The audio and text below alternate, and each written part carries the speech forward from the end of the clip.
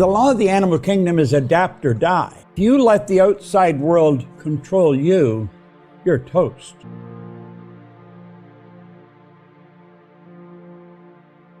We're all programmed to live through our senses. We go by what we see, hear, smell, taste, touch. All the animals in the world, they're completely at home in their environment. They blend in by instinct, which is perfect. We had instinct removed and we had higher faculties put in their place. And if we would study these and gain an understanding, your self-image would automatically start to improve. You have perception, the will, reason, imagination, memory, and intuition. Those 6 faculties will give you the ability to create your own environment. We're totally disoriented in our environment, where all the other little creatures are completely at home in theirs. And we're disoriented in ours because we can create our own, but we don't know that. School doesn't teach us that. School is more interested in the development of your intellect than in the development of awareness. A person doesn't earn $100,000 a year because they want 100 a year. They earn 100 a year because they're not aware of how to earn 100 a month. Awareness is really the key. And when we become aware of who we are and what we've got working for us, marvelous things start to happen to us. Nothing is created or destroyed. Here's a little cell phone. What you can do with this almost blows your mind when you think of it. This phone is on its own frequency. If I have your number in here and I hit send, you and I connect. We're on the same frequency. It won't matter where you are. We can see each other, we can communicate because we get on the same frequency. Well, the good that we desire is already here. It's on a frequency. The way to build this has always been here. We weren't aware of it. But somebody took their imagination and went off into no place. What they were really doing is going on to a higher frequency. And if you'll stay on that frequency, you'll attract everything that you require. If you take your imagination and then take yourself there, see yourself already have completed the goal. And then hold that picture with your will. When you go there with your imagination, there is a place. You stay there in your imagination. You will attract everything that's required for the manifestation of that picture. You see, we don't work toward the goal, we work from the goal. Our problem is we measure everything on the physical. And you look at the physical and you say, well, I haven't got it yet. If you think, your conscious mind, if you get an image there of your goal, you've already got it intellectually.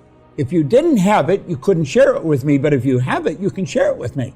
You can share with me the idea that you've got in your mind. So you've already got it there, haven't you? As you get emotionally involved with that idea, you've got it also on an emotional level. You've got it there.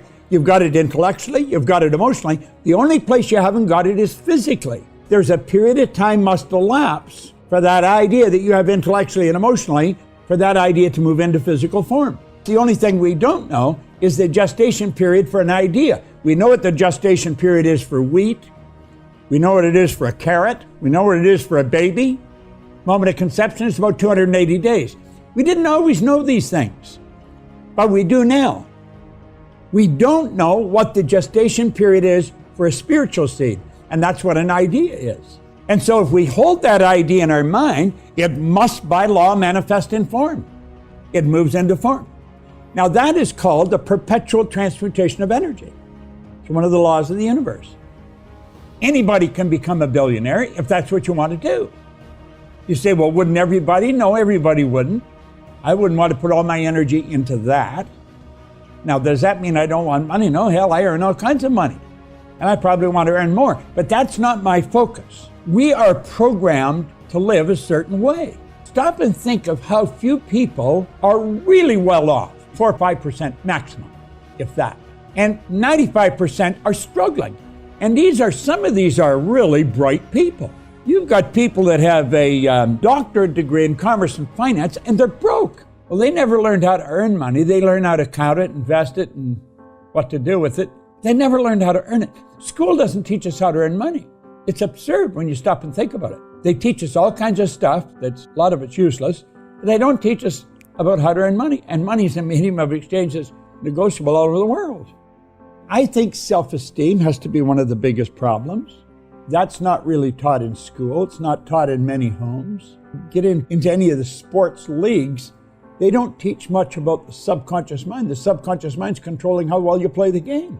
In The Science of Getting Rich, in Chapter 7, Wallace D. Wattles wrote, "The entire process of mental adjustment and atonement can be summed up in one word: gratitude."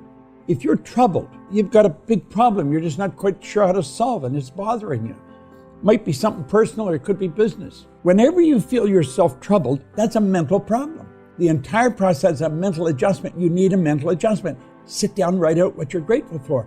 You'd be amazed what it does to you. Gratitude hooks you up to your source of supply. It opens a channel for good to come into your life. You cannot feel bad when you're thinking of what you're grateful for. Your mind and body is in a vibration, and that's controlled by your thoughts. You activate cells in your brain, your mind activates cells, that sets up a vibration in the mind and body, and the vibration you set up is going to dictate what you attract. If you're troubled and you're in a bad mood, you're going to attract bad stuff to you. You're on a negative frequency. So as long as you stay in that bad vibration, you're going to attract some more bad stuff. It's just going to keep coming. And you see it happening all the time to people. The trick is really to keep yourself feeling good. Feeling is conscious awareness of vibration. The vibration is the basic law. And if you stay feeling good, in a good vibration, you're going to attract good stuff. You just magnetize yourself to stuff that's good. Very few people really understand the law of vibration. You are attracting what you're in harmony with. There's a law called polarity. The law of polarity decrees everything as an opposite. You couldn't have an up without a down, a hot without a cold. You can't have a bad without a good. If you're looking at bad, that tells you there's got to be good. You cannot have bad without good. And if you want to feel good, start looking for what's good. And if you start looking for what's good, you're going to find it. You're going to find whatever you're looking for. And the idea to say, well, you really can't, there's so much bad going on, that attitude is not going to reward you at all. It's going to give you bad stuff. You've got to know that there's always something good. You've got to find it. We're programmed for bad news. You don't find a good news station. People are attracted to bad news because they're in a bad vibration themselves. When you are feeling bad, you're in a negative vibration. When you're feeling good, you're in a positive vibration. That's just a basic thing that we could go by. When you're feeling good, you're in a good vibration, you're going to attract good stuff to you. Most people don't understand that feeling is conscious awareness of vibration, and the vibration you're in is dictating what you're going to attract. And when they start to understand that and then realize they can control it and change it, that's when they'll start winning. U.S. Anderson said, "Thought is the preamble to everything." When we fully realize that thought causes all, we'll know there's never any limits that we ourselves don't impose. Everything starts in thought. So if you want order with money, it starts here. Relationship starts here. Your business starts here. It always starts in your mind. When you learn how magic works, it's not magic anymore. When you learn how your mind works, it's real magic.